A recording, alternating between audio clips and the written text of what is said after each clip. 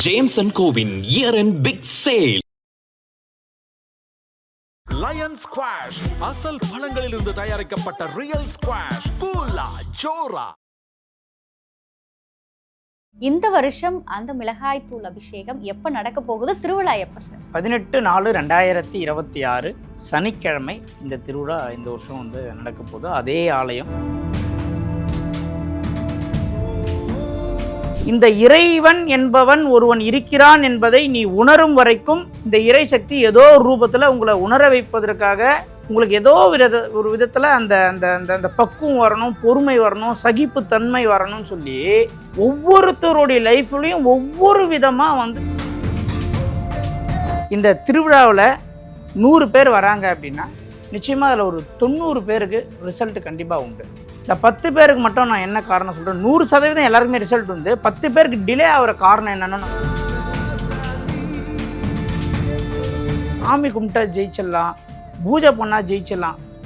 எப்பொழுது ஒரு மனிதன் தன்னைத்தானே உணர்கிறானோ, தான் செய்யும் தவறுகளை ஒற்றுக்கொள்கிறானோ, ஏற்றுக்கொள்கிறானோ, அவன் மட்டும்தான் ஜெயிக்க முடியும். ஒரு முட்டையை உடைப்பது கூட மிகப்பெரிய பாவம்னு சொல்லியிருப்பேன். ஒரு முட்டையை உடைப்பதும் நிறை மாத கர்ப்பிணியின் வயிற்றில் எட்டி உதைப்பதும் ஒன்றுன்னு சொன்னான். ஒருத்தன் ஓட்டலே மூடிட்டாரு. இதெல்லாம் நடந்த உண்மைகள் என்கிட்ட அப்படியே அடுத்த சாட்சிகள் எல்லாமே இருக்குது. ஒரு 4-5 பேர் ஒருத்தர் ஹோட்டல் மாஸ்டர் வேலையை விட்டு நின்றுட்டார். முட்டை சாப்பிட்றது அறவே நிறுத்த வேண்டும். முட்டையில் என்ன இருக்குது சார்? முட்டை என்னென்னா, ஒரு கோழி முட்டையிடுவது எதற்காக? தன் இனத்தை பெருக்குவதற்காக. நீ பண்ணுற ஒரு இனத்தையே அழிக்கிற. சார், உன் குழந்தைக்கு, உன் பையனுக்கு, உன் பொண்ணுக்கு வேலையில் ஒரு ப்ரொமோஷன் கிடைக்கலன்னா கதற. முட்டையை தண்ணியில் போட்டால் உள்ளே போகுமா மிதக்குமான்னு கேட்டாலே பதில் தர்ற நிறைய பேருக்கு. கேட்டால் PhD முடிச்சான்றான். கரு ஊட்டப்பட்ட முட்டை, கரு ஊட்டப்படாத முட்டைன்னு சொல்கிறான்.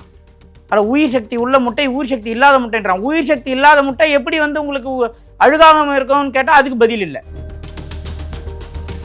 திருமூலர் திருமந்திரத்தில் சொல்கிறார், நடமாடும் கடவுள் தான் மனிதன்றார். நான் மனிதனை போய் கஷ்டப்படுத்துவேன், கடவுள்கிட்ட பக்தி செய்வேன்னா கடவுள் வேற மனிதன் வேற இல்லை. அதை தான் ஐயப்பன் நான் சொல்கிற தத்துவ மசின்றார். உனக்குள்ளே நான் இருக்கிறேன்றார். IBC பக்தி நேயர்கள் அனைவருக்கும் அன்பு வணக்கம். இன்னைக்கு நம்ம கூட ஆன்மீகம் சார்ந்த நிறைய தகவல்களை பகிர்ந்து கொள்வதற்காக ஜோதிடர், வாஸ்து நிபுணர் சம்பத் சுப்பிரமணி சார் நம்ம கூட இணைந்திருக்கிறார்கள். சார் வணக்கம் சார். வணக்கம் மேடம். எப்படி இருக்கீங்க சார்? நல்லா இருக்கேன். ஒரு நீண்ட இடைவேளைக்கு பிறகு மறுபடியும் IBC பக்தியில் வரீங்க சார். நீங்கள் வந்தீங்க அப்படின்னு சொன்னாலே நாங்கள் முக்கியமாக கேட்க வேண்டியது என்ன அப்படின்னா, வருஷம் நம்முடைய வெற்றிவேல் முருகர் திருக்கோயிலில் அந்த மிளகாய் தூள் அபிஷேகம் அப்படிங்கிறது விசேஷமாக நடக்கும். நிறைய மக்கள் அந்த அபிஷேகத்தை பார்த்து கலந்துக்கிட்டு பயன்பெற்றுட்டு இருக்காங்க. இந்த வருஷம் அந்த மிளகாய் தூள் அபிஷேகம் எப்போ நடக்க போகுது? திருவிழா எப்போ? 2026 திருவிழா ஏப்ரல், ஆங்கில தேதி 18, ஏப்ரல் 18, 18/4/2026 சனிக்கிழமை இந்த திருவிழா இந்த வருஷம் நடக்க போகுது. அதே ஆலயம் சென்னை பெரும்பாக்கத்தில் இருக்கக்கூடிய இந்திரா நகர் என்ற பகுதியில் இருக்கக்கூடிய வெற்றிவேல் முருகன் ஆலயத்தில் வருடம் நடக்கின்ற அதே மிளகாய் தூள் அபிஷேகம் இந்த வருடம் ரொம்ப பிரம்மாண்டமாக நடக்க போகுது. அதை பற்றி தான் நானும் மக்களுக்கு சொல்லணும்னு நினச்சிட்ருக்கேன். நீங்களும் அந்த கேள்வியை கேட்டதுனால டேட் 18/4/2026 சனிக்கிழமை. சார், இப்போ பொதுவாக நம்முடைய முருகப்பெருமானுடைய திருக்கோயிலில் மிளகாய் தூள் அபிஷேகத்தில் கலந்துக்கிட்டு வாழ்க்கையில் பயன்பெற்ற மக்கள் அப்படிங்கிறது ரொம்ப அதிகப்படியான மக்கள். நீங்கள் வருஷம் அந்த மிளகாய் தூள் அபிஷேகத்திற்கு முன் பின் அப்படின்னு சொல்லி நிறைய தகவல்களை எங்களோடு பகிர்ந்துட்டு இருக்கீங்க. ஏதாவது ஒரு மக்களினுடைய வாழ்க்கையில் நடந்த ஒரு மாற்றம் உதாரணமாக இந்த காணொலியில் எங்களுக்காக பகிர்ந்துக்க முடியும்? ஒரே விஷயத்தை மட்டும் நம்ம சொல்கிறோம். என்னென்னா, மக்களை பல விதமாக பிரிக்கலாம். இப்போது கத்திரிக்காய் இருக்குன்னு வச்சுக்கோங்களேன். பெங்களூர் கத்திரிக்காய், நாட்டு கத்திரிக்காய்னுவாங்க. தக்காளி பெங்களூர் தக்காளி, நாட்டு தக்காளி இப்படி இருக்குல்ல. அதுமாதிரி மனிதர்களில் கூட கடவுளை சரணாகதியாக நம்புகிற டைப் ஒரு மக்கள் இருப்பாங்க. நடந்தால் நம்புவேன், நடக்கலைன்னா கடவுளை நான் நம்ப மாட்டேன். அதாவது நடந்தால் நான் கோயிலுக்கு வருவேன், நடக்கலைன்னா நான் வெக்ஸாகி வீட்டில் படுத்துப்பேன். இப்படி ஒரு கேரக்டர் இருப்பேன். நடந்தாலுமே சில பீப்புள்ஸ் எனக்கு நல்லதே நடக்குதுன்னு வச்சுக்கோங்களேன், இது என் உழைப்புக்காக அங்கீகாரம், இது என் உழைப்புக்கான வெற்றி, இதை எப்படி நான் கடவுள், இப்படி சில பீப்புள்ஸ் இருப்பாங்க. இதுமாரி நிறைய மக்களை நம்ம நிறைய விதப்படுத்தலாம், வகைப்படுத்தலாம். ஆனால் ஒரே ஒரு விஷயத்தை மட்டும் நான் சொல்கிறேன். வாழ்க்கையில் ஒரு மனிதன் இந்த ஜனனம், இந்த பூமியில் ஜனித்த பிறகு அவன் கடைசி காலத்துக்கு முன்னாடி ஏதோ ஒரு ஆஃபில் அவன் நம்மளுக்கு மேலே ஒரு சக்தி இயங்குது இருக்குன்றத நம்பிட்ட பிறகு தான் அந்த இந்த இந்த பூலோகத்துக்கிட்டே அவன் மறைய முடியும். ஏன்னா ஒன்று அவன் பள்ளி பருவத்தில் ஆன்மீகமாக இருப்பான், இல்லை பள்ளி பருவத்தில் ஜாலியாக இருந்துட்டு காலேஜ் பருவத்தில் ஜாலியாக இருந்துட்டு திருமணத்துக்கு பிறகு ஆன்மீகத்தில் வருவான், இல்லை திருமண பீரியடில் ஜாலியாக இருந்துட்டு வயதான ஒரு 40 வயசு 50 வயசில் அவங்க பசங்களை கல்யாணம் பண்ணி கொடுக்குற ஸ்டேஜில் பார்த்தீங்கன்னா அவர் ஆன்மீகத்துக்கு வருவான். அதாவது கண்ணதாசன் அப்பயே சொல்லிட்டார்,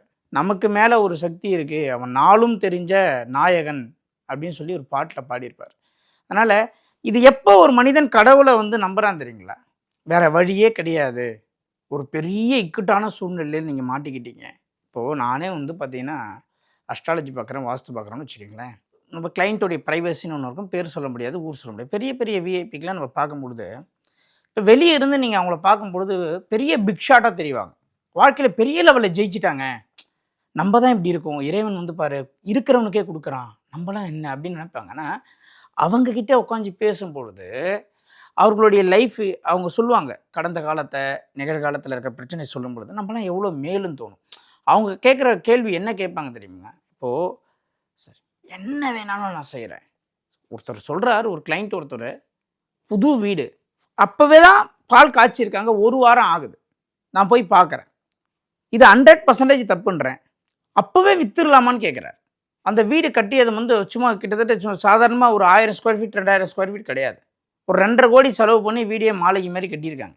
இந்த இந்த இந்த அப்போவே நான் வித்துடுறேன் அப்படின்ற ஒரு மனநிலைக்கு அவர் வராருன்னா, இதுவே அவர் வாழ்க்கையில் எந்த ஒரு கஷ்டமே படலை, அவருக்கு நடக்கிறது எல்லாமே நல்லதாக மட்டுமே நடக்குது, தொட்டதெல்லாம் ஜெயிக்கிறாரு, அவர் போராடலாம் சக்ஸஸ் ஆகுறாருன்னா அவர் நம்மக்கிட்ட வாதாடுவார், ஆர்கியூ பண்ணுவார், வாஸ்துவும் கிடையாது ஒன்றும் கிடையாது, போயா நான் நல்லா தான் இருக்கேன்னு.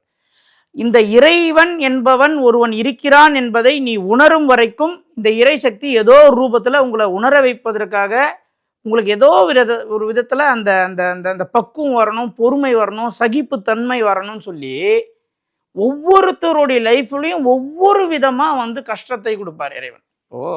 ஒருத்தவன் உடல் ஆரோக்கியம் நல்லா இருக்கணும் அப்படின்னு நினச்சி ஆரோக்கிய குறைபாட்டில் இருக்கக்கூடிய ஒரு உடல் உறுப்பை ரெக்கவரி பண்ணி மேலே கொண்டு வரதுக்கு மாத்திரை சாப்பிடுவான். ஒருத்தவன் ஆரோக்கியமாகவே இருப்பான், அந்த பொண்ணு கிடைக்கல, நான் நினச்ச பொண்ணை நான் கல்யாணம் பண்ணிக்க முடியல அப்படின்ட்டு போய் சூசைட் பண்ணிப்பான். இது ரெண்டுத்துக்கும் உள்ள வித்தியாசம் எப்போ ஒருத்தனுக்கு புரியுதோ அப்போ அவனுக்கு ஒரு ஞானோதயம் உதிரும்.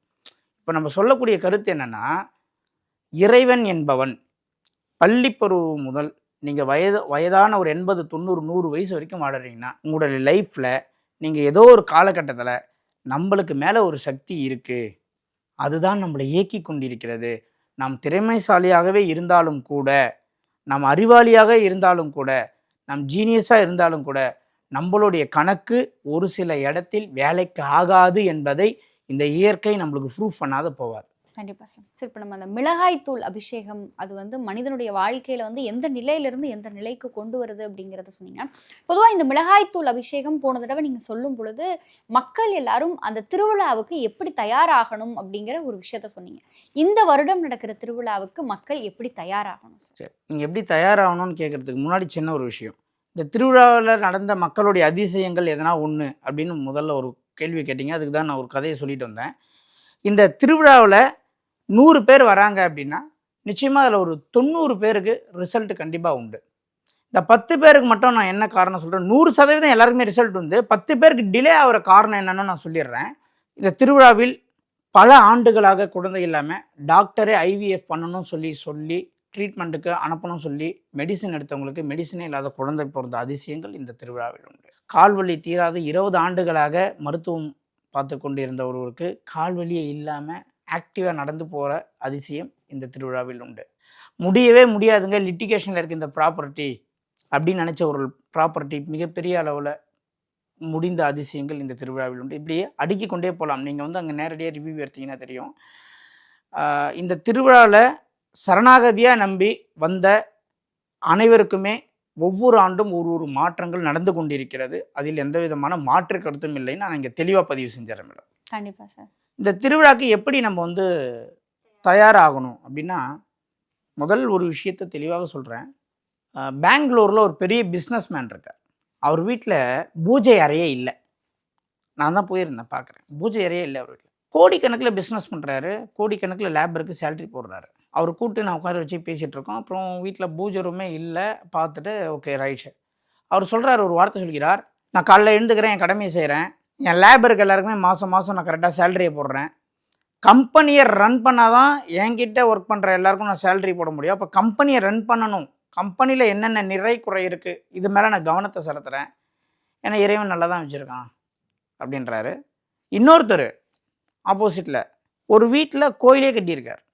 வீட்டுள்ள சின்னதாக கோயில் மேலே கட்டி அந்த கலசத்துக்கு பதிலாக அவர் சிமெண்ட்லேயே பூசி வச்சுருக்கார். கலசம் அது மட்டும் தான் அவர் பண்ணல, கலசம் மட்டும் தான் வைக்கலான்னு வச்சுக்கிங்களேன். வீட்டுள்ள போனால் ஏகப்பட்ட பிரச்சனை. பையனுடைய ஒய்ஃபு கூட இல்லை, ஒருத்தர் நோயாளியே படுத்துட்ருக்காரு, வருமானம் இல்லை. இப்போ ரெண்டுத்தையும் நீங்கள் கம்பேர் பண்ணி பாருங்களேன். ஒருத்தர் வீட்டு உள்ள கோவிலே வச்சுருக்கான், ஒருத்தர் பூஜை ரூமே வச்சிடல. இங்கே தான் மக்கள் தோற்று போகிறாங்க. இதை தான் திருவள்ளுவர் கிளியராக சொல்கிறாரு. எல்லாம் இந்த 1330 குறளை நீங்கள் படித்து அதோடைய பொருள் உங்களுக்கு தெரிஞ்சிருந்ததுன்னா நான் என்ன சொல்ல வரேன்னு உங்களுக்கு புரியும். ஒருத்தவனுடைய செயல் எதுவாக இருக்கிறதோ அந்த செயலுக்குண்டான பிரதிபலனை ஒருத்தவன் அனுபவித்தே தீர வேண்டும். நீங்கள் கொய்யா மரம் வச்சிங்கன்னா கொய்யாக்கா தானே கைக்கும். கண்டிப்பாக சார் நான் கொய்யா மரம் வச்சுருக்கேன் சார், எனக்கு இளநீர் வேணும்னா எப்படி வரும்? இயற்கை மாறி அதோடைய ரிசல்ட் என்றைக்குமே கொடுக்காது. அதனால் இங்கே நிறைய பேர் சாமி கும்பிட்டா ஜெயிச்சிடலாம், பூஜை பண்ணால் ஜெயிச்சிடலாம். எப்பொழுது ஒரு மனிதன் தன்னைத்தானே உணர்கிறானோ, தான் செய்யும் தவறுகளை ஒற்றுக்கொள்கிறானோ, ஏற்றுக்கொள்கிறானோ, அவன் மட்டும்தான் ஜெயிக்க முடியும். தன்னஞ்சறிவது பொய்யற்க பொய்த பின் தன்னெஞ்சே தன்னை சுடும்ட்டார் திருவள்ளுவர். இந்த 1330 குறளை படித்தானா அவன் ஜெயிச்சிருவான். இவன் என்ன பண்ணுறான்னா, அவன் பூஜை ரூமே இல்லை, காலைல போகிறான், பிஸ்னஸுக்கு உண்டான அனைத்து வேலைகளையும் செய்கிறான், தன் தொழிலாளிகளை அடுத்த கட்டத்துக்கு கொண்டு போகிறான், இறைவன் டைரெக்டாக காப்பாற்றுறான். வீட்டு உள்ள கோயில் கட்டிட்டு இவன் என்ன பண்ணுறான்னா, டெய்லி போய் 1 மணி நேரம் அங்கே பூஜை பண்ணுறன்ற பேரில் மனதளவில் டிஸ்டர்ப் ஆகி, எனக்கு யாரோ செய்வேன்னு செஞ்சுட்டாங்க, எனக்கு இவன் தான் பண்ணியிருக்கான், அதனால் இறைவா நீ அவனை எப்போ பழி வாங்குவே, எப்போ அவனை தண்டிப்பேன்னு கேட்குறான். இவனுக்கு 2 பேருக்கும் எவ்வளோ டிஃப்ரெண்ட் பாருங்களேன். இவன் மற்றவனை பற்றி யோசிக்கவே இல்லை, ஆனால் வீட்டில் பூஜை ரூம் இருக்கணும்னு அவசியமே இல்லை, அவருடைய கடமையை அவர் செய்கிறாரு, இறைவன் காப்பாற்றுறான். இவன் கோயிலை கட்டி வச்சுட்டு மற்றவங்களுடைய குறையை வீட்டில் பேசினுறான். இதை தான் நான் மக்களுக்கு சொல்கிறேன். முதல்ல இறைவன் உங்களை காப்பாற்ற வேண்டும் என்றால் முதல்ல செல்ஃப் ரியலைஸ் என்பது நீங்கள் யாருன்னு நீங்கள் முதல்ல உணரணும். நம்ம என்ன செய்கிறோம், நம்மளால் யார் பாதிக்கப்பட்டிருக்கா, நம்மளால யார் துன்பப்பட்டிருக்கா, இதெல்லாம் நீங்கள் உணராமல், இதெல்லாம் நீங்கள் உங்களுடைய தவறுகளை ஒற்றுக்கொள்ளாமல், நான் காலையில் எழுந்துங்க 4:30 மணிக்கு மகாலட்சுமி பூஜை பண்ணுறேன், நான் குபேர பூஜை பண்ணுறேன், வேஸ்ட்டு. தன்னை அறிவது அறிவு, பின்னர் அறிவதெல்லாம் பேரறிவுன்னாரு சச்சிதானந்த சுவாமி. முதல்ல நம்மளை உணரணும். ஒரு முட்டையை உடைப்பது கூட மிகப்பெரிய பாவம்னு சொல்லியிருப்பேன் நான். ஒரு முட்டையை உடைப்பதும் நிறை மாத கர்ப்பிணியின் வயிற்றில் எட்டி உதைப்பதும் ஒன்றுன்னு சொன்னேன். ஒருத்தன் ஹோட்டலே மூடிட்டாரு. இதெல்லாம் நடந்த உண்மைகள் என்கிட்ட அப்படியே அடுத்த சாட்சிகள் எல்லாமே இருக்குது. ஒரு 4-5 பேர், ஒருத்தர் ஹோட்டல் மாஸ்டர் வேலையை விட்டு நின்ட்டார், ஒருத்தர் ஹோட்டலை மூடிட்டார், அழுகுறாங்க. நான் மாதம் நடத்தக்கூடிய சத்சங்கத்தில் ஒருத்தர் அழுகுறாரு, சார் நான் ஹோட்டலை மூடிட்டேன், நான் கூலி வேலைக்கு போகிறேன். சரி வெஜ்ஜு ஹோட்டல் வச்சு நடத்தியா? நான் வச்சிருக்கிற ஹோட்டல் பைபாஸில் வச்சுருக்கேன், அங்கே வெஜ்ஜி வச்சா யாரும் சாப்பிட மாட்டாங்க, எல்லாம் லாரி டிரைவர்ஸ் தான் வருவாங்க. அங்கே வண்டி நிப்பாட்டி சாப்பிட்ற காரணமே இந்த ஆம்லெட்டுக்காக தான். அதுவே நான் உடைக்க முடியலன்னா அங்கே ஓடாது சார், நான் கூலி வேலைக்கு போகிறேன்றார். இன்னொரு மாஸ்டர் என்ன சொல்கிறாருன்னா, நான் வேலையை விட்டு நின்றுட்டேன் சார், எங்கள் ஓனர்கிட்ட போய் நான் சொல்ல முடியாது, நானே வேலை செய்கிறேன், நான் போய் எங்கள் ஓனர்கிட்ட சார் நீங்கள் வெஜ்ஜி ஹோட்டலாக மாறுங்க அப்படின்னு நான் சொல்ல முடியாது, அதனால் நான் வேலையை விட்டு நின்றுட்டேன்றார். ஏன்னா தொடர்ந்து நம்மளை ஃபாலோ பண்ணுறவங்களுக்கு மட்டும்தான் தெரியும், ஒரு ஆன்மீகத்தில் ஒரு இறைவன் நம்மளை காக்கணும், நம்மளை கையை பிடிச்சி தூக்கணும்னா நம்மளுடைய செயல் ரொம்ப ரொம்ப ரொம்ப ரொம்ப முக்கியம். உங்களுக்கு சேலரி எக்ஸ்ட்ரா வேணும்னா நீங்கள் ஓட்டி பார்க்கணும். நான் ஓட்டி பார்க்க மாட்டேன், 4 நாள் லீவு போடுவேன், ஆனால் இன்க்ரிமெண்ட் வரணும் அப்படின்னு சொன்னால் இது எந்த வகையில் நியாயம்? இதுதான் நான் மீண்டும் மீண்டும் சொல்கிறேன். நீங்கள் ஜாதகமே பார்க்கலனாலும், வாஸ்துவே பார்க்கலனாலும், நீங்கள் நியூமராலஜியே பார்க்கலனாலும், ஒரு நாள் உங்களுக்கு இறைவன் ஒரு வாய்ப்பை கொடுப்பார். அது நீங்கள் செய்த செயலின் அடிப்படையில், தர்மம் என்ற அடிப்படையில் நீங்கள் எதனா செஞ்சு வச்சுருந்தீங்கன்னா அது உங்களை காக்கும். இதுதான் நம்ம முன்னோர்கள் நம்மளுக்கு மறைமுகமாக சொல்லி கொடுத்துட்டு போனாங்க. நீ செஞ்சது உனக்கு திருப்பி வரும்டான்னு சிம்பிளாக சொல்லிட்டு போனான். அதனால் இறைவன் உங்களை காக்க வேண்டும், இறைவன் உங்களை கையை பிடிச்சி தூக்கணும்னா முதல்ல புறம் பேசுவதை நிறுத்த வேண்டும், முட்டை சாப்பிட்றதை அறவே நிறுத்த வேண்டும். முட்டையில் என்ன இருக்குது சார்? முட்டை என்னென்னா, ஒரு கோழி முட்டையிடுவது எதற்காக? தன் இனத்தை பெருக்குவதற்காக. நீ பண்ணுற ஒரு இனத்தையே அழிக்கிற. சார் உன் குழந்தைக்கு, உன் பையனுக்கு, உன் பொண்ணுக்கு வேலையில் ஒரு ப்ரொமோஷன் கிடைக்கலன்னா கதற. சார் எப்போ சார் என் பையனுக்கு வேலையில் அடுத்த கட்ட முன்னேற்றம் வரும்? ரொம்ப நாளாக ஹார்ட் ஒர்க் பண்ணுறான் சார், ரொம்ப ஹார்ட் ஒர்க் பண்ணுறாங்க, எங்களுக்கே கஷ்டமாக இருக்குது சார் பார்க்கன்றாரு ஒரு அப்பா. நீ என்ன பண்ணுற? ஒரு இனத்தையே அழிக்கிற. உன் பையனுக்கு வேலையில் ப்ரொமோஷன் கிடைக்கலனாலே உனக்கு வலிக்குதே, ஒரு இனத்தையே அழிக்கும் அளவுக்கு உன்னுடைய ஆழ் மனதில் ஒரு எண்ணம் இருக்குது, அதை தூக்கி வெளியே போடணுன்றேன். அதுதான் சத்ரு. இதை நான் சொன்னால் கேட்பாங்களா? மகாவீர் சொன்னார், ஜெயின் மதத்தினர் கேட்குறாங்க. எந்த ஜெயின் மதத்தினர் போய் ஹாஸ்பிட்டல் அட்மிட் ஆகுறாங்க? எந்த ஜெயினர் போய் ஹாஸ்பிட்டலில் மருந்து சாப்பிட்றாங்க? எந்த ஜெயினர் போய் டயாலிசிஸ் பண்ணுறாங்க? எந்த மார்வடி கடைக்காரங்க போய் லோன் எடுத்து கடனில் மாட்டி அவஸ்தைப்படுறாங்க? இதெல்லாம் யோசிக்கணும்.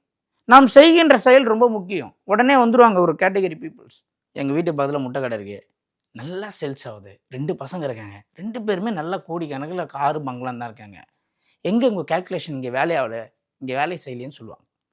தப்பு. அவங்களுடைய பர்சனல் எங்களுக்கு தெரியாது, இதுதான் உண்மை.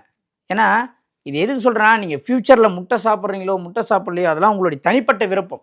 எனக்கு நிறைய பேர் கேட்டாங்க, அப்போ முட்டை பண்ண வச்சுருக்கோங்க என்ன பண்ணலாம்? ஒருத்தர் கேட்டார், சார் பிராய்லர் கோழி முட்டை வந்து குஞ்சு பொரிக்காது, ஸோ அதை சாப்பிட்றது தப்பு இல்லைன்னார். அவர் கூட்டு வச்சு பேசினேன். ஒரு மனிதனுடைய உடலில் நடந்தால் வேர்வை வரும், மனுஷனோட உடம்புல ஓட்டை இருக்குது, கண்ணுக்கு தெரியுதான்னு கேட்டேன். தெரியலன்னார். அப்புறம் எப்படி வேர்வை வெளியே வருதுன்னு கேட்டேன். அது கண்ணுக்கு தெரியாத நுண்ணோட்டை. அதேமாரி முட்டை ஓட்டு மேலே 15,000 ஓட்டை இருக்குது. அந்த ஓட்டை வழியாக காற்று உள்ளே போய் வெளியே வந்தால் தான் உள்ளே இருக்க மஞ்சக்கரு அழுகி போகாது. முட்டையை தண்ணியில் போட்டால் உள்ளே போகுமா மிதக்குமான்னு கேட்டாலே பதில் தெரியல நிறைய பேருக்கு. கேட்டால் பிஹெச்டி முடிச்சன்றான். கரு ஊட்டப்பட்ட முட்டை, கரு ஊட்டப்படாத முட்டைன்னு சொல்கிறான். அதில் உயிர் சக்தி உள்ள முட்டை, உயிர் சக்தி இல்லாத முட்டைன்றான். உயிர் சக்தி இல்லாத முட்டை எப்படி வந்து உங்களுக்கு அழுகாமல் இருக்கும்னு கேட்டால் அதுக்கு பதில் இல்லை. எதுக்கு சொல்கிறேன்னா, ஒரு செயலை நீங்கள் செய்யும் பொழுது அந்த செயலுக்குண்டான பிரதிபலன் நீங்கள் கேட்டாலும் கேட்கலனாலும் உங்களை வந்து சேரும். கண்டிப்பாக சார். ஒரு விரத காலம். நீங்கள் ஃப்யூச்சரில் எத்தனை பேர் முட்டையை விட போகிறீங்கன்னு எனக்கு தெரியாது. சில பேர் வந்து நாட்டுக்கோழி முட்டை தானே சார் சாப்பிடக்கூடாது, பிராய்லர் கோழி வந்து சாப்பிட்லாமான்னு ஒரு டவுட்லாம் இருக்கும். ஏன்னா பிராய்லர் கோழிக்கு அடைக்காக்க தெரியாது, அதனால் சாப்பிட்லாமாலாம் கேட்பாங்க. இது நான் சொல்கிற விஷயம் எப்போ உங்களுடைய ஆழ் மனசில் போய் நான் என்ன சொல்ல வரேன்ற ஒரு விஷயம் உங்களுக்கு எப்போ தீர்க்கமாக மனசில் பதியுதோ அப்போ தான் நான் சொல்ல வர கருத்தே உங்களுக்கு புரியும். அது வரைக்கும் புரியாது. ஒரு முட்டையில் 13.6 சத்து தான், 6% தான் புரத சத்து இருக்குன்றான். சோயாபீன்ஸில் 43.6 இருக்குன்றான். நான் சோயாபீன்ஸ் யாருமே சாப்பிட்றதில்ல. இது ஏன் சொல்கிறேன்னா, இன்றைய காலகட்டத்தில் இறை வழிபாட்டில் நாம் கலந்து கொண்டு இறை வழிபாட்டில் சில விஷயம் செய்தும் ஏன் சக்ஸஸ் அடைய முடியலன்னா, இந்த மாதிரியான மிகப்பெரிய பாவ செயல்களை நாம் தெரியாமல் செய்யும். இந்த மக்கள் எப்படி தயாராக வேண்டும் நீங்கள் ஒரு கேள்வி கேட்டீங்க, அதுக்கு தான் இந்த பதில் சொல்லின்னு வரேன். ஏன் அந்த 10% பேரால் வெற்றி அடைய முடிய வரலான்னு வச்சுக்கலேன். இங்கே மிளகாய் தூள் அபிஷேகத்தில் வந்து கலந்துட்டு இருப்பாங்க. அவங்க வீட்டில் வந்து பார்த்தீங்கன்னா ஒருத்தர் இவங்க ஹஸ்பண்ட் ஒய்ஃப் வந்துருப்பாங்க, பையன் வந்து என்ன பண்ணியிருப்பான், நான்வெஜ் சாப்பிட்டுட்டு இருப்பான். அவங்க வீட்டு ஃப்ரிட்ஜில் வந்து பார்த்தீங்கன்னா முட்டை இருக்கும். நீங்கள் முட்டை சாப்பிடுவதும் சாப்பிடாததும் எப்போ உங்களுடைய ஆழ் மனசுக்கு மனம் என்ற குரு, அறிவு என்ற குரு எப்போ உங்களுக்கு வேணான்னு கைட் பண்ணுதோ அப்போ விட்டுக்குங்க. ஆனால் இந்த மாதிரியான இறை காரியங்களில் நீங்கள் சக்ஸஸ் அடையணும்னா இந்த மிளகாய்த்தூள் அபிஷேகம் பண்ணும் பொழுது தயவு செய்து வீட்டில் ஃப்ரிட்ஜில் முட்டை வைக்கிறது, நீங்கள் விரதம்னு ஒன்று இருப்பீங்க 3 நாள் 4 நாள் அந்த மிளகாத்தூள் வைக்க சொல்லுவோம் எல்லாருமே வீட்டில். அதுலேருந்து டோட்டலாக முட்டை மட்டும்தான், நான்வெஜ்ஜே கிடையாதுன்றான் சில பேர் முட்டையை. அப்படிலாம் நினச்சி இந்த முட்டையை யாரும் சாப்பிட்றாதீங்க. நான்வெஜ்ஜு ப்ளஸ் வெஜ்ஜு ஹோட்டலில் போய் சாப்பிடாதீங்க இந்த விரத காலங்களில்.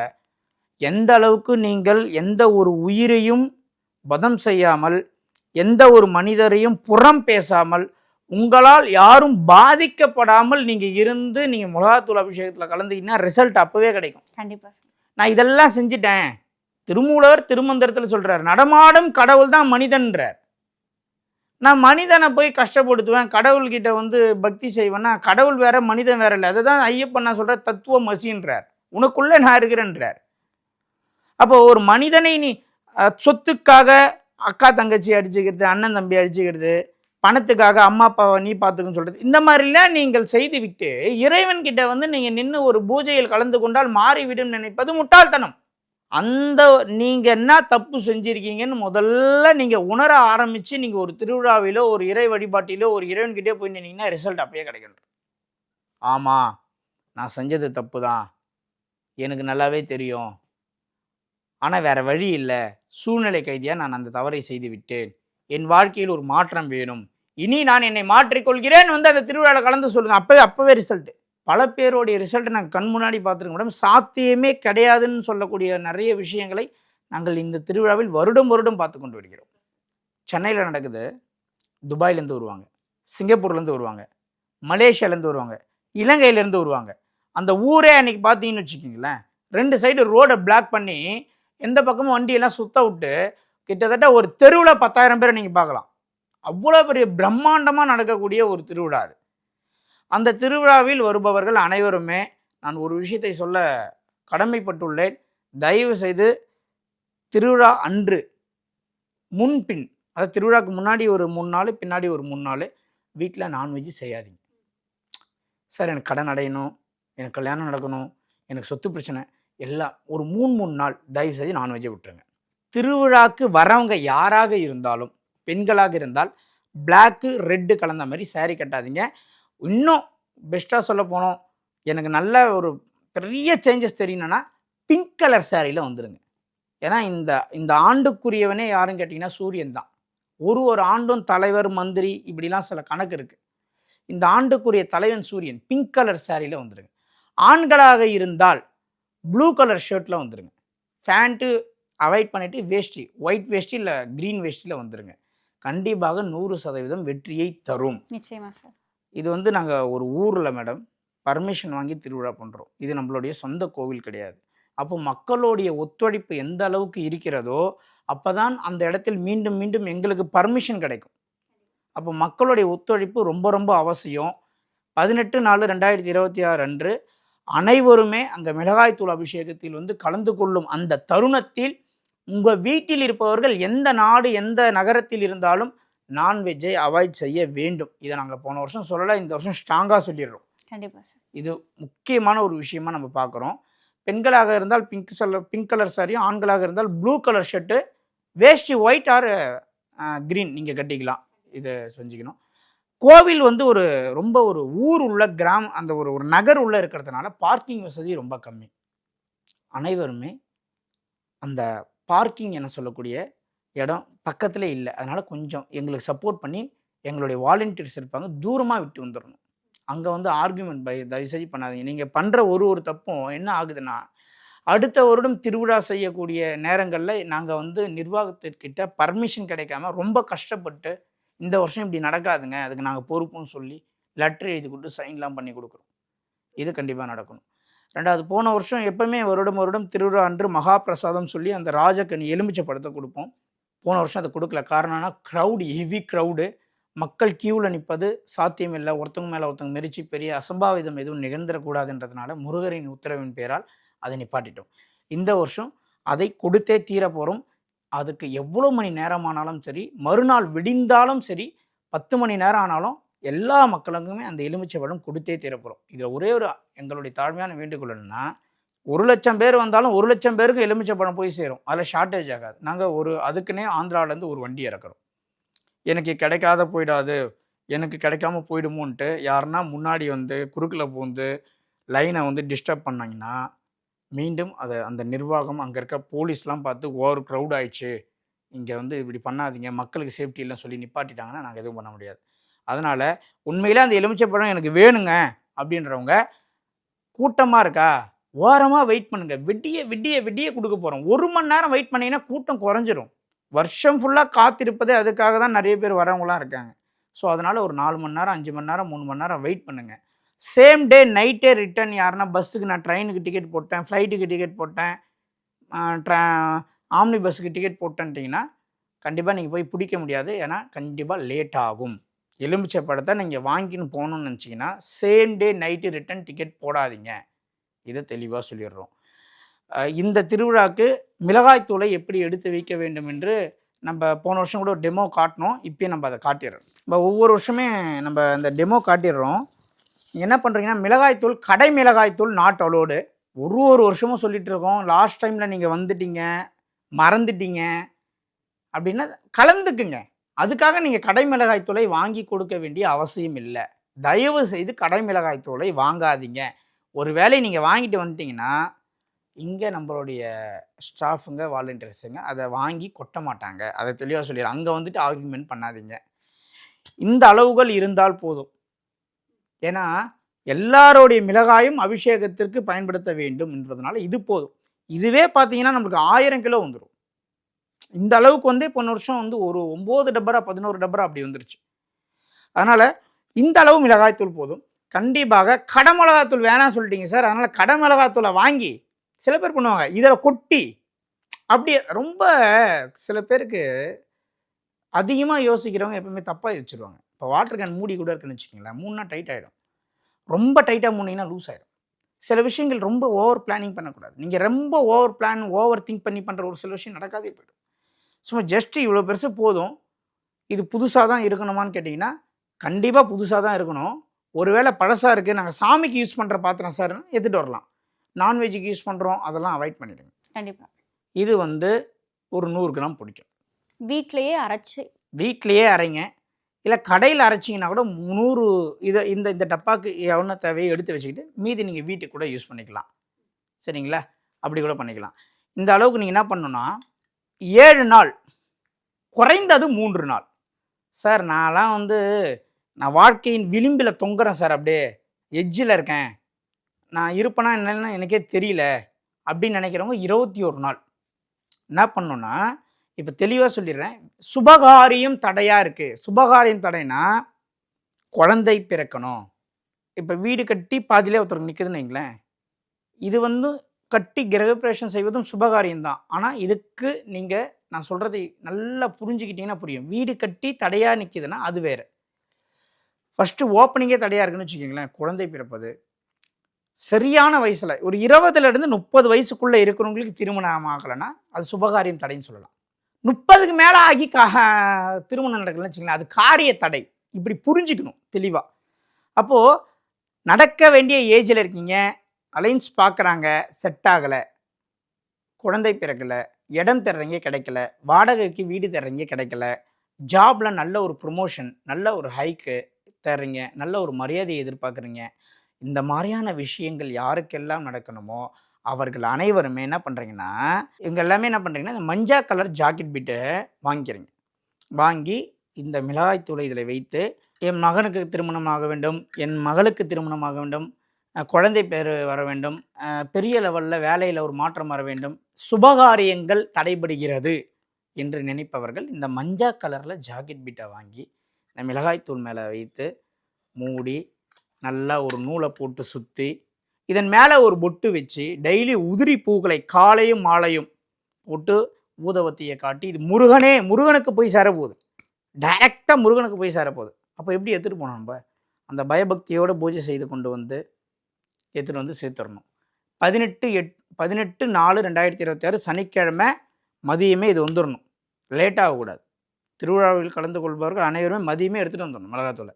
சரிங்க சார், எனக்கு வந்து சுபகாரியெல்லாம் நடந்துருச்சு, எனக்கு கல்யாணம் ஆயிடுச்சு, குழந்தைங்க இருக்குது, பணத்தை கொடுத்து ஏமாந்துட்டேன், பில்டிங் கட்டுறேன் பாதியிலே நிற்குது, எனக்கும் எங்கள் வீட்டுக்காருக்கும் எப்போவுமே மிஸ் அண்டர்ஸ்டாண்டிங்கு, வீட்டில் செய்வன பிரச்சனை இருக்கான்னு தெரில, எல்லாருமே ஒரு மாதிரியாக இருக்கும், ஒரு சந்தோஷமே இல்லை, வீட்டில் நோய் அதிகமாக படுகிறது, அதிகமான விரயங்கள் நடக்கிறது, அசுப விரயங்கள் நடக்கிறது, போட்டி நடக்கிறது, கேஸ் நடக்குதுங்க, ரொம்ப வருஷமாக கேஸ் இழுக்குது, இப்படின்னு நினைக்கிறவங்க யாராகவே இருந்தாலும் இந்த சிகப்பு கலர் ஜாக்கெட் பிட்டை வாங்கி இதேமாரி மிளகாய்த்தூள் உள்ள போட்டு மூடி நூலை சுற்றி இதேமாரி பூஜைகள் செய்ய வேண்டும்.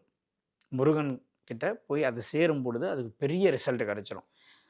சார் எனக்கு சுபகாரியம் வேண்டாம், பணம் சார்ந்தும் வேணாம், எனக்கு எல்லாம் நான் எல்லா எக்ஸ்ட்ரீமே அனுபவிச்சிட்டேன், வாழ்க்கையில் நான் வந்து எதெல்லாம் பார்க்கக்கூடாதோ பார்த்துட்டேன், பெரிய லெவல் உச்சத்துக்கு போய் பெரிய லெவல் டவுனுக்கு போய் துரோகம்னா என்ன, மனிதர்கள்னா என்ன, நட்புனா என்ன, பணம்னா என்ன எல்லாத்தையும் பார்த்துட்டேன் சார், இந்த உலகமே எனக்கு பிடிக்கல, எனக்கு அடுத்த பிறவியில் நான் மனிதனாகவே பிறக்கக்கூடாது, ஏதோ பிறந்துட்டோம் குடும்பத்துக்காக வாழ்ந்துட்டு இருக்கேன் அப்படின்னு நினைக்கிறவங்க, முக்தி வேணும், மோட்சம் வேணும், எனக்கு ஒரு நல்ல குருநாதர் வேணும், நல்ல ஞானங்கள் வேலை செய்ய வேண்டும், ஜோதிடத்தில் எனக்கு வாக்கு பலிதம் வேணும், நான் ஜோதிடம் நல்லா கற்றுக்கணும், வாஸ்து நல்லா கற்றுக்கணும், நான் ஒரு சிறந்த பிரசன்னத்தில் நான் வித்தகராக மாற வேண்டும், இந்த மாதிரியான கேள்விகளை கேட்பவர்கள், குருவை தேடி போபவர்கள், ஞானத்தை தேடி போகிறவங்க, முக்தியை தேடி போகிறவங்க, வாழ்க்கையே வேணாம் இறைவனுடைய திருவடியிலே நான் சரணாகதி அடைந்து இறைவனுடைய திருவருளால் நான் முக்தி அடைய வேண்டும், அடுத்த ஜென்மத்தில் மனித பிறவியே இருக்கக்கூடாதுன்னு நினைக்கிறவங்க யாராக இருந்தாலும் இந்த வெள்ளை கலர் ஜாக்கெட் பெட்டில் இதை மூடி எடுத்துகிட்டு வராங்கன்னா இது அடுத்த வருடம் திருவிழாக்குள்ளே என்ன நடக்கும் தெரியுங்களா? இந்த வெள்ளை கலர் எடுத்துகிட்டு வந்தவங்களுக்கு ஏதோ ஒரு கோவிலுக்கு போயிருப்பாங்க, திடீர்னு ஒருத்தரை சந்திச்சிருப்பாங்க, அவங்க மூலயமா ஒரு ஆன்மீக ரீதியான ஒரு நபரை போய் இவங்க சந்திச்சிருப்பாங்க, ஒரு தீட்சை வாங்கியிருப்பாங்க, ஒரு தியானம் பண்ண ஆரம்பிச்சிருப்பாங்க, பலவிதமான மாற்றங்கள் நடக்கும். சிகப்பு கலரில் எடுத்துகிட்டு வந்தவங்க எத்தனையோ பேருக்கு கேஸ் முடிஞ்சிருக்கு, எத்தனையோ பேருக்கு கேஸே இல்லாமல் போயிருக்கு. ஒரு இடத்தில் நடந்த உண்மை, இந்த சிகப்பு கலர் ஜாக்கெட்டில் எடுத்துகிட்டு வராங்க, டிவோர்ஸுக்கு ஹியரிங் லெட்டர் வந்துருச்சு, 2வது லெட்டர் அனுப்புகிறாங்க அட்வொகேட்டு, மாப்பிள்ளையே வந்து கூட்டு போயிட்டார். நடந்த உண்மை. மஞ்சா கலர் ஜாக்கெட் பெட்டில் எடுத்துகிட்டு வந்தவங்களுக்கு எத்தனையோ பேர் குழந்தை பிறந்துச்சு, அந்த குழந்தைக்கு நம்ம தான் பேர் வைக்கணும்னு அடம் பிடிச்சி அதுக்கப்புறம் 1 வருஷம் கழிச்சுலாம் வச்சுருக்கோம். நம்மளுக்கு ஒரே ஒரு குழந்தைக்கு பேர் வச்சேன், 1 வருஷம் கழிச்சு ஒரு சாய் பல்லவின்னு பேர் வச்சேன் வேலூரில். இது எதற்கு இந்த வண்ணங்களை நாம் குறிப்பிடுகிறோம் என்றால், வண்ணத்திற்கும் நாம் சொல்லுகின்ற விஷயத்திற்கும் மிகப்பெரிய தொடர்பு ஒன்று. குரு என்றால் மஞ்சள். நீங்கள் பத்திரிகை பாருங்களேன், நம்மளுடைய கல்யாண பத்திரிகை முன்னோர்கள் காலத்தெல்லாம் மஞ்சள் கலரில் இருக்கும், உள்ள மேலே பிங்க் கலரில் இருக்கும். கல்யாணத்துக்கு அரிசி அச்சதை போடுறாங்களா, அது பாருங்கள் மஞ்சள் கலரில் இருக்கும். இதெல்லாம் சில காரணங்கள். வெண்மை என்பது உனக்கு ஞானத்தையும் முக்தியும் மோட்சத்தையும் குறிக்கும். செவ்வாய் என்பது உனக்கு அடில் தடில் சண்டை பிரச்சனை கோர்ட்டு கேஸு இது எல்லாத்தையும் குறிக்கும். அதனால் அதுக்கு ரெட்டு கொடுத்துட்டோம். மஞ்சள் கலர் சுப நிகழ்ச்சிகளை குறிக்கும். இந்த மாதிரி நீங்கள் எடுத்துகிட்டு வந்து அந்த மிளகாய் தூளை கொடுத்து விட்டு இந்த ஜாக்கெட் பிட்டை நீங்களே வச்சுக்கணும். போன வருஷம் கூட்டத்தின் அளவு கடந்த கூட்டத்தின் காரணமாக நம்ம எலுமிச்சைப்பழம் கொடுக்க முடியல, ஏன்னா மக்கள் சப்போர்ட் பண்ண மாட்டாங்க, நல்லாவே தெரியும். இந்த வருஷம் சப்போர்ட் பண்ணியே ஆக வேண்டும். யாரோ ஒருத்தவங்க பண்ணுற டிஸ்டர்பால் நிறைய பேருக்கு அது கிடைக்காம போகிறதுனால மிகப்பெரிய வருத்தத்துக்குரிய ஒரு விஷயமா நம்ம பார்க்குறோம். அதனால் விடிய விடிய விடிய விடிய நம்ம எலுமிச்சைப்பழத்தை கொடுப்பதனால் அனைவருமே காத்திருந்து அதை வாங்கிட்டு போங்க, யாருக்கும் கிடைக்காம போகாது. 1 hour 2 hours டிலே ஆனாலும் பரவாயில்ல, வெயிட் பண்ணுங்கன்னு நம்ம சொல்லிடுறோம். வெயிட் பண்ணி வாங்கிட்டு போங்க, கண்டிப்பாக எல்லாருக்கும் கிடைக்கும். சார், இப்போ கோவிலுக்கு வர்றதுக்கான வழி அப்படின்னு சொன்னால் அது என்னது சார்? நம்ம கோவில் கரெக்டாக எங்கே இருக்குன்னா, சென்னையில் தாம்பரம் டு வேளச்சேரி மெயின் ரோட்டில் மேடவாக்கம் அப்படின்னு ஒரு ஊரில் இருந்து வந்தீங்கன்னா, சித்தாலப்பாக்கம் வழியாக வந்தீங்கன்னா ஜெயாநகர் பெரும்பாக்கம் என்ற ஒரு ஊரில் இந்திரா நகர் அப்படின்ற ஒரு பகுதியில் வெற்றிவேல் முருகன் ஆலயம் ரோட்டு மேலே இருக்கும். சின்ன முருகன் கோவில் தான், ஆனால் கீர்த்தி ரொம்ப பெருசு. பஸ்ஸில் வரவங்களாம் கிளாம்பாக்கம் வந்துட்டாங்கன்னா வண்டலூர்லேருந்து தாம்பரம் வரணும், தாம்பரத்துலேருந்து மேடவாக்கத்துலேருந்து பெரும்பாக்கம் இந்திரா நகர் வரணும். மேடவாக்கத்துலேருந்து நிறைய ஆட்டோஸ் வரும். கண்டிப்பாக சார். சார், நிறைய விஷயங்கள் நீங்கள் எங்களோட பகிர்ந்துக்கிட்டீங்க. இந்த திருவிழா எப்போ நடக்குது, தேதி என்ன, அதுக்கு வர்றவங்க மிளகாய் தூளை எப்படி எடுத்துகிட்டு வரணும், அதை அவங்கவுங்களுடைய பிரச்சனைகளுக்கு தகுந்த மாதிரி எந்த நிற துணியால் சுற்றி எடுத்துகிட்டு வரணும், அதுக்கு எப்படி பூஜை நடக்கணும், அந்த கோவிலுக்கு வருவதற்கான வழி அப்படின்னு சொல்லி பல்வேறுபட்ட தகவல்களை எங்களோடும் எங்கள் நேயர்களோடும் பகிர்ந்துக்கிட்டீங்க. நிச்சயம் இது பார்க்கிறவர்கள் அவர்களுடைய பிரச்சனைக்கு தகுந்த மாதிரி இந்த திருவிழாவில் கலந்துக்கிட்டு பயன்பெறுவார்கள்ன்ற நம்பிக்கை எங்களுக்கு இருக்குது. உங்களுடைய இந்த நேர்காணலுக்கும் நீங்கள் எங்களோடு பகிர்ந்து கொண்ட தகவல்களுக்கும் ரொம்ப நன்றி. நன்றி மேடம்.